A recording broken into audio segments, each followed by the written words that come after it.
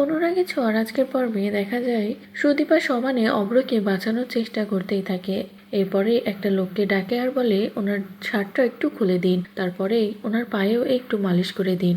এভাবে করতে থাকলে এক পর্যায়ে সে সাড়া দেয় অভ্র। তারপরে সুদীপা বলে, দাদা আমাকে দেখতে পাচ্ছেন, শুনতে পাচ্ছেন? আপনার বাড়ি কোথায়? আপনার বাড়ির মানুষগুলোকে খবর দিতে হবে। তখনই অভ্র বলে, আমার কেউ নেই, আমি বাঁচতেই চাই না। এমনটা বলে এক পর্যায়ে আবারও জ্ঞান হারায়। তারপরে সুদীপারা সকলে মিলে তাকে স্বাস্থ্যকেন্দ্রে নিয়ে যায়। অন্যদিকে চৌধুরী বাড়িতে সমানে কান্নাকাটি চলতেই থাকে। বড়মার সামনে অভ্র ছবি বের করে আনা হয়। বড়মা সেই ছবিটা জড়িয়েই কাঁদতে থাকে। এদিকে পরমার সাদা শাড়ি পরিয়ে সিঁদুরও মুছে দেওয়া হয়। পরমাও কষ্ট পায়। আদিত্য চোখের সামনে সবটা দেখে মেনে নিতে পারে না। এক পর্যায়ে আদিত্য বাইরে বেরিয়ে যায়। তখনই সেখানে পরমাও যায় আর বলে, আদিত্য তুমিও কি সবকিছুর জন্য আমাকে দায়ী করছো? তখনই আদিত্য বলে, কোনোভাবে কি আমার দাদাভাই সবটা জানতে পেরেছিল? পরমা সত্য কথা বলবে। আমি বলেছিলাম যে আমি সারা জীবন বন্ধু হয়ে তোমার পাশে থাকবো, কিন্তু আমি যদি জানতে পারি যে এই সব কিছুর জন্য তুমি দায়ী, তাহলে কিন্তু আমি কখনো তোমাকে ক্ষমা করব না। যে কথা শুনে তো পরমা কান্নাকাটি করতেই থাকে আর বলে, আমি কিচ্ছু জানি না। কিন্তু পরমা কোনোভাবে এটা বলে না যে অভ্র সবটা জেনে গেছিল। কিছু না বলে পরমা সমানে কাঁদতে থাকে। তখনই সেখানে পরমার বাবা মাও আসে। এদিকে আদিত্য সেখান থেকে সরে যায়। এরপরে আদিত্য ভিতরে আসে। অন্যদিকে হসপিটালে অভ্র চিকিৎসা চলতেই থাকে।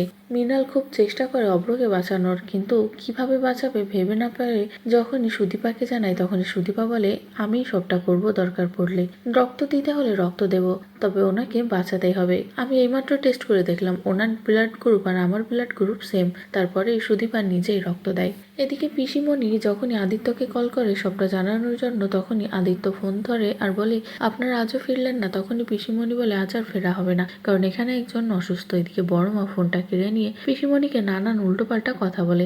অন্যদিকে অভ্রের জ্ঞান ফেরে। তখনই সুদীপা বলে, দাদা আপনি এখন সুস্থ আছেন। এদিকে মৃণাল অভ্রকে বলে, এই মেয়েটি আপনাকে বাঁচিয়েছে, এমনকি রক্ত দিয়েছে।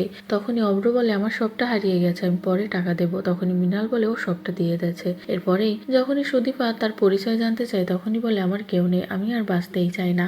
তখনই সুদীপা বলে, আপনাকে বাঁচতেই হবে, এই বোনের জন্য না হয় বাঁচলেন। তখনই অভ্র সুদীপাকে কাছে টানে আর বলে, বেশ তাই হবে। এই জীবনে শুধুমাত্র আমি তোকে নিয়েই বাঁচতে চাই, তুই থাকবি আমার একমাত্র বোন, আর কেউ নয়। কথাতে তুই তোর এই দাদার কথা আর কাউকে জানাবি না, একদম কাউকে না, যে আমি বেঁচে আছি আর আমি কোথায় আছি। যে কথা শুনে তো দিব্যি করে সুদীপা। এরপরে সুদীপা চৌধুরী বাড়িতে ফেরে। বাড়িতে ফিরেই যখনই অভ্রের ছবি দেখে, তখনই সুদীপা চমকে যায়। বলে, এই মানুষটাকে তো আমি বাঁচিয়েছি, তাহলে এখন কিভাবে বলবো এই মানুষটার কথা? তাকে যে আমি কথা দিয়েছি কাউকে বলবো না বলে সুদীপা কি করবে ভেবে পায় না।